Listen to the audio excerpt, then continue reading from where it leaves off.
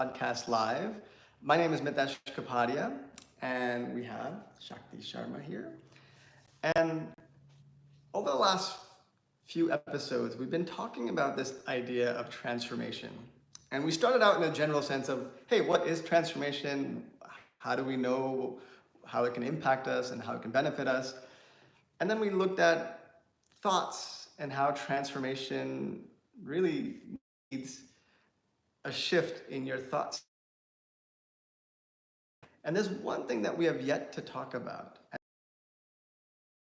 the idea of emotions and how it really can be fueled by your emotions. And so today I want to ask you, Shakti, when it comes to transformation, emotions play a key role. So what can we do with emotions, and what are they that we can really take this step forward on this transformative journey? Mm. Um, First of all, thank you so much for kicking off this conversation and really opening this portal for us to understand what are emotions, because in the society that we live in, emotions are not normalized. So let me start off by sharing that emotions are your feelings, your inner feelings, and this is your inner intuitive intelligence. This is part of your GPS system that's built into your body, that's built into your space, in which you have the ability to perceive the world. So imagine you going into a room full of people, and this is the first time you're stepping into a new space, and you don't know anyone. You don't know, you may just know what this gathering is about, and you may have some idea of um, why you're being called to go. But imagine you going into this unknown space, and as soon as you enter, you're going to feel something in your gut. You're going to have an inkling of what kind of space you're entering. Is it a welcoming space? Is it a loving, warm space? Is it a space where you're wanted and you're so accepted? Or is this a space where people are maybe not as in tune with you? Maybe they're not as welcoming. Maybe they're not as open. Maybe they're not in resonance with you. And that gut feeling that you have, Mitesh, without knowing anything, that gut feeling is your feeling, and that is really part of your emotion. So emotions are often irrational, they're often illogical, they don't have a clear reason why they're there. You can't really explain your feelings to people in a very logical, rational way. And but they are part of you. They're part of, again, your natural intelligence system, and they're really a way for you to perceive the world. And I will tell you, Mitesh, that while in the society there's a big number of people who are very logical, rational, and like doing things by the time, doing things in just very that structured way, but there is really a big population of people, a lot of women, even men, who are highly sensitive, who are very empathic, and they're so much in tune with their feelings that their primary way of perceiving the world is through their emotions, through their feelings. So yeah, we are out there.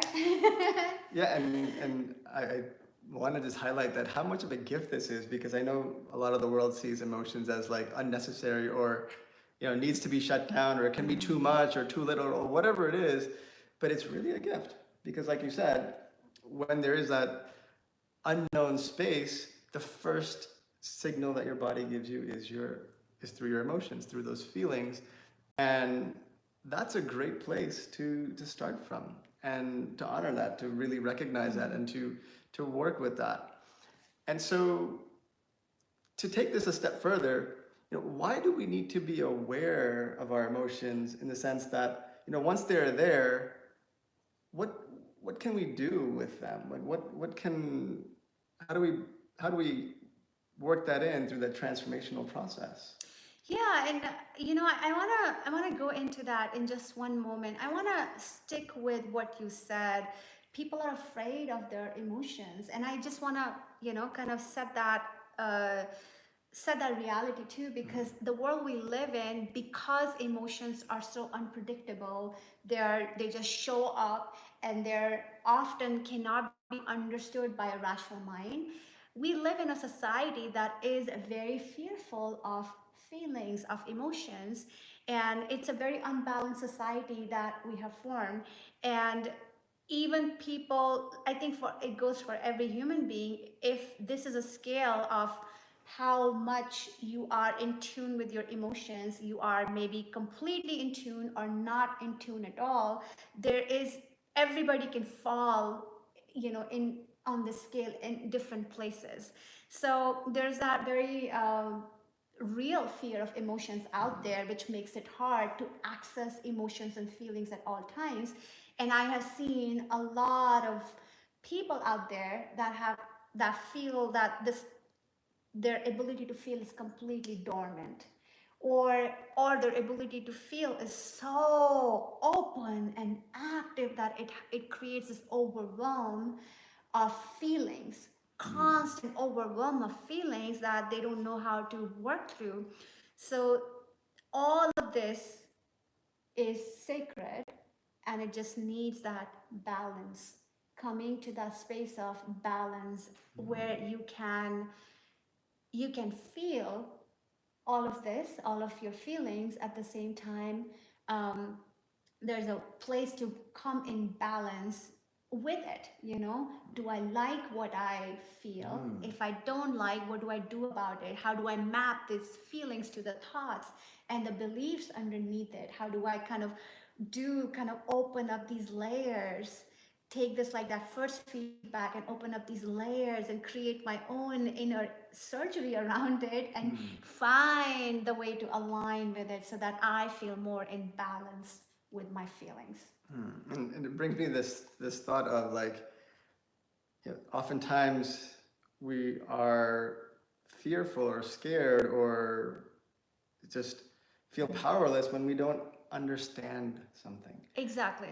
And what you're saying here is really to understand your emotions, to be able to really see why it's giving you this feedback, Right. where it's coming from, and to really have a dialogue with your emotions, almost like you're having like this inner relationship with your emotions, and that can really lead you to that next step of where you need to go. Yeah, and there's this one and another thing that I want to bring up. Just like thoughts are in the active mind, and I mean, yeah, I'm thinking this thought and I'm aware of it, right? Like, it's almost, I find it easier. And I say that with a lot of humility, and understanding the sacredness of these thoughts too. At the same time, emotions they live in the subconscious mind, and sometimes it's not easy to access these emotions and be aware of them. And that's why they're so intelligent. That's why they can give us so much more information and feedback, because they are living in the subconscious mind. And we know, in this modern day now, we know that our subconscious mind affects everything in our life. It affects how we feel, how we sleep at night, the quality of our sleep, the quality of our life, how much we're able to relax in our body, how much our mind can relax, how much content we feel with our actions, whatever we do in the world, how much contentment are we getting, how inspired do we feel in our mind. And a lot of that is driven by the subconscious mind. So if there are emotions sitting in the subconscious mind that are sitting there and we're fearing them, or for some reason they're not processed, they can really affect these very important aspects of our being, our existence, basically. So there's a lot to unpack there, and as you said, it affects so many different areas of our life. And so this brings up a question for me is that, you know, where are the opportunities for folks to really, you know, work with their emotions? What are some of those places that they can take themselves with through these emotions? Yeah, I will say that two big things. Number one is the fear. You know, when we think that these emotions are just, they show up anytime and they just consume us, they overtake everything we're doing, there's this fear in that, and that affects our ability to accept our emotions as us. And the second thing is really the shame that's so out there in the society, that feelings mean, there's like shame in accepting those feelings, shame in talking about these feelings, shame in feeling. And no matter what the world says, what the society says, what the culture says, what the family says, what the organization says, what the workplace, the managers, children, you know, teachers, mentors, no matter what anyone else in the world says to you, there's only one thing that is true that I have found in my own experience, that your emotions are 100% valid, no matter how irrational they are, no matter how illogical they are, no matter how deep they are, no matter how intense they are. In every situation, they're 100% valid. And that just goes beyond any conditions. Yeah, we need to embrace them, because a lot of times in working with emotions, I know that when those feelings come up of shame or guilt, it's like we don't want to be judged. We don't want to be labeled. We don't want to have other people see us or perceive us in a certain way because we are having some sort of emotion show up, or a reaction show up, or, you know, this gift almost being seen as a curse in many ways. Right. And so that's, you know, knowing that they're 100% valid, knowing that this is, you know, part of your truth that's coming out through your emotions. You know, how do you transform this relationship with your emotions to make it a healthy one? Yeah, I think this is such a great question. And Mitesh, I have to give a lot of credit to our kids here. I think they have been the biggest teachers in my life, and I have learned so much. Like things that I have forgotten about my own self, I learned from them. And one of them is, you know how when a baby's born and a baby cries when the baby is hungry, right? A baby cries when the baby wants to be held. Every need that a child has, they basically feel it, they express it. And they ask for what they need to be supported. To be supported. So really, to have a healthy relationship with your emotions, number one thing is to give yourself a ton of permission and space to feel fully, to really feel all of it. If you're, let's say, if you're in a situation where you just have strong feelings about something, you don't have to hide these feelings, you don't have to rationalize these feelings, you don't have to say that you shouldn't feel this way, you don't have to shut yourself down. Give yourself this permission slip to feel fully the full intensity of whatever that situation is triggering in you, because that feeling is sacred, and that feeling is telling you something about your environment, and it's telling you something about what is working, you know, in that environment, and what isn't. And once you feel it fully, right, make adjustments. Make adjustments to this relationship you have with the environment or yourself. Do you like how you feel? Number one. You don't like how you feel, then there is this beautiful opportunity and space to set your boundaries, right? You don't like something, then what changes need to be made, again, going into that belief level, thoughts level, going into, how do you want to interact with the world? Where are those boundaries? Where are those limits that need to be set for you? And um, and taking that radical self-responsibility, because some of these feelings and emotions can be really intense. And what you want to do is you want to be able to take that power back. You don't want to say, I feel miserable because of you. What you want to do is to be able to unhook from all these people around you, from all these environments you're being part of, and say, okay, I feel this way, and that means I have to take responsibility for it, and I have to own this about me and express it with safety, without blaming anyone else for it, and really express completely how you feel. And then after you're done expressing, really make adjustments, set your boundaries, communicate with others. Hey, this is how this action makes me feel, and there's nothing wrong with that. That is such a really powerful place to be, because now you're owning that, and you're taking that power, bringing that power to yourself, and creating these mini transformations for yourself. Because every time you're setting a boundary, you're stepping into that love for yourself.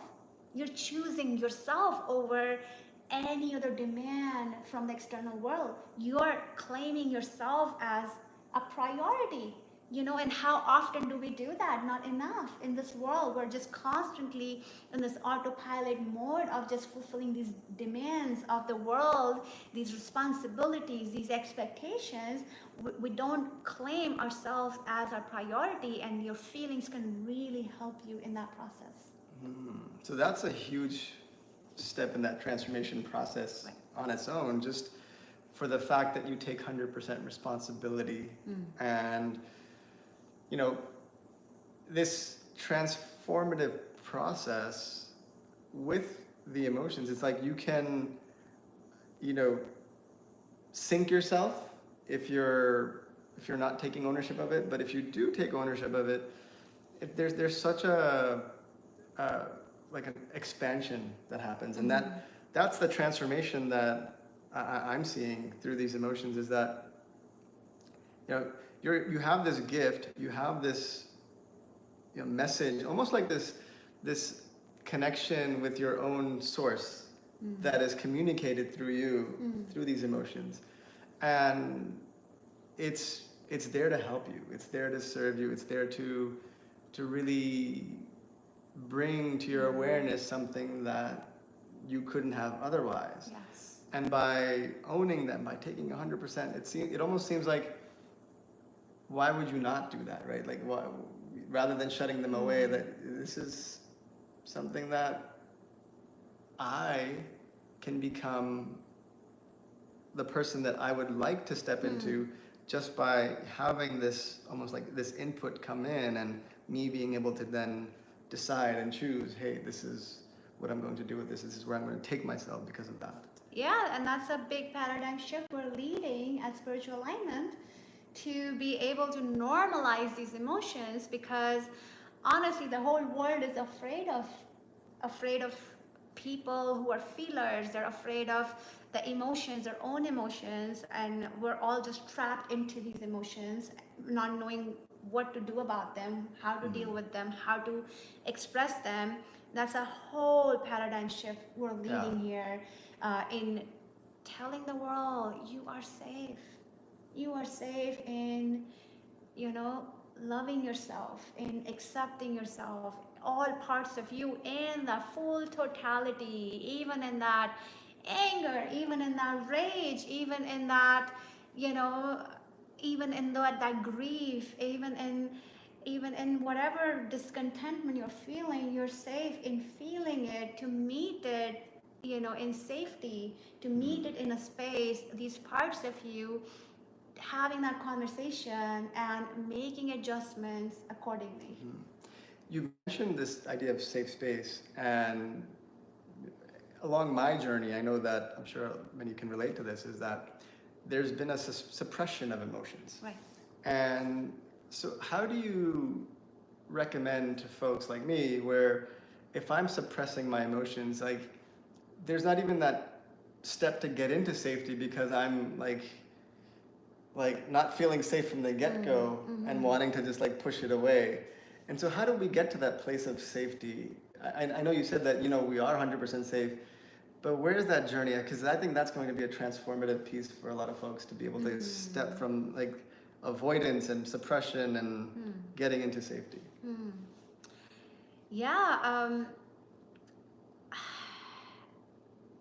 Are you ready for my answer? I'm always ready. Even though I might not look like it, I am ready. Okay. Okay. In my experience, what I have found, Mitesh, for both, for the safety aspect and opening to feelings aspect, I have found body movement to be really powerful. Because a lot of the fear that we have, I mean, think about it, the emotions are sitting in the subconscious mind, right? And a lot of the fear that we have around emotions is also sitting in the subconscious mind and meeting ourselves to these areas and these places in our mind. And in my personal experience, somatic body movement, where you give your body permission to move in all kinds of ways, allows the body to process that fear really fast. In my experience, for fear, I have found the movement to be helpful. And with your movement, your body just opens up, your hips open up. You feel basically in your lower belly, your sacrum area, and the body movement really helps open up that aspect too. I have also found meditation, kind of stilling the mind. Sometimes mind goes in an overdrive to not feel or to avoid feeling. I have found stilling the mind and to really meet ourselves in that stillness is helpful. And one thing that always helps me, Mitesh, okay, I go into these, I'm gonna be honest with you and with everybody listening and watching here, that sometimes I go into these places of avoidance too, and they almost happen on a daily basis. And what helps me, I think this is also very important, what helps me a lot is to take your journal and a pen and simply write down what feels again. You're really inviting these emotions to come forward. What feels so disassociative in your experience right now. And more often than not, I simply start writing without thinking. And when you do things without thinking, without having the mind involved, you really take a deeper dive in the subconscious mind. So I start writing randomly, and all of a sudden I'm writing about something, and then voila, okay, I don't also, not only I write about what I'm feeling and avoiding feeling, but I also write the solution for it, that I don't need to play this hide and seek around. I have a clarity on how I problem solve myself out of that whole feeling. So there's a whole journaling process that I am happy to share more about at a later date, but that helps me a lot actually. This almost reminds me of, I think something that you've mentioned a while ago, not on this podcast, but something about emotion being energy in motion. And, it's that movement or it's that writing which channels that energy in some sort of motion. So it doesn't even have to be like this, really outlandish thing, but it's just even a simple act of writing, even just moving your body in a way that gets that fear to be processed, that feeling to really work for you rather than against you. Right, and all you're doing is you're simply being intentional, right? You're simply saying, well, I'm going to give my feeling space that it deserves to have. And with that, you're holding the pen and you're writing something or you're moving your body, but it's that intention going into it that matters the most. And it's that welcoming, not pushing away these parts of you, but really welcoming, hey, let's chat. And just that simple act of hello just helps you so much. And these are things that you found through your own experience. Right. And I'm sure people listening today might not know where to start with this. And so you've given them some great tips to say, hey, this is where you can begin. But let's say if they're still stuck, you know, do you recommend working with somebody, and who would be a good person to work with to help them in this process? Yeah, so I also want to go a little bit deep into, kind of bringing my spirituality and this understanding of energy into the equation here.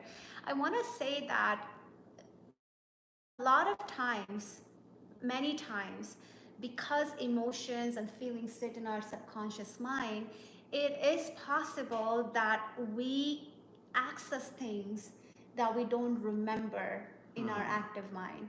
We may access things from other lifetimes. We may access things that are important to process. Let's say I want to lead a project. Like, I come back to this example, I think, a lot. But in that leading this project, there are feelings sitting that make me feel small, right? So I can't really lead the project because I don't feel big enough to be able to lead. And in that, there are some feelings sitting there that need to be kind of met in that process, right? And sometimes these feelings may be from this lifetime. These feelings can be from my experience growing up as a teenager when I first led my project. The first project I led may have brought up feelings. They can be feelings from childhood experiences I had when I tried to lead something. These can be the times when my father tried to lead a project in his life, or my grandfather, or my mother. These can be feelings, can come from other lifetimes when I tried leading something. So it is sometimes so important and necessary to seek support.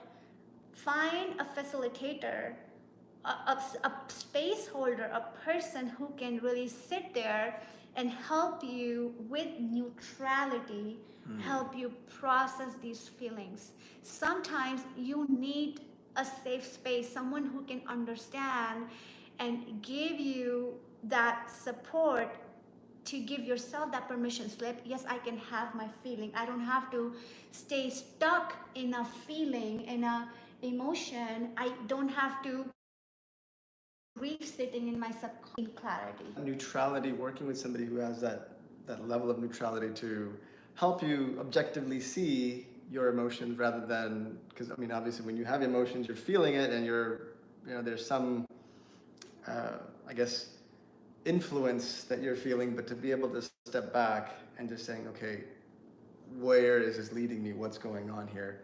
I think that is very helpful. So that is, I think, such a powerful process to work with somebody. And not only just knowing, first of all, taking 100% responsibility for yourself, but to be able to work with somebody to guide you, to not even guide you, but more like to see your own self better. Right. And at the end of the day, remembering why, right? Why are we doing this? Transformation, meeting the feelings. I don't make sense. My feelings don't make sense. To be able to really honor yourself to that degree is so important, and it makes the world's difference, especially as we step into our leadership in different aspects of our life. So after hearing today, I think really, it's not a one process thing of, working with thoughts or working with emotions. It's really this whole totality of everything, this whole holistic picture of, everything your body is offering you, everything your mind is offering, everything that your being is experiencing is a stepping stone for transformation. And I mean, I definitely picked up some insights around emotions and being able to really work with them. Because, like I said, I commonly go into this idea of suppression, and now knowing, all right, it's not about suppressing them, but it's really allowing them to go through and feel through, and allowing that almost release to happen in that process. Right. Versus, you kind of continue to put lids on things, and some point it's going to just overflow. And what we resist is what persists. Yes. And then we find ourselves in this place of funk where we can move past something and we just don't know what it is. Well, appreciate it, Shakti, today for sharing these pearls of wisdom that you have. And well, if somebody wanted to reach out to you, how would they find you, Shakti? You can find us on spiritualalignment.com. You can reach out to me directly at shakti@spiritualalignment.com, and would love to hear from you. Awesome. And so, yes, if you are one of those folks who is working through some emotion or not being able to fully process it, definitely reach out to Shakti. She can help guide you in a very neutral way to assist you in that. So thank you again for tuning in today on our Spiritual Alignment podcast, and we look forward to reconnecting the next time.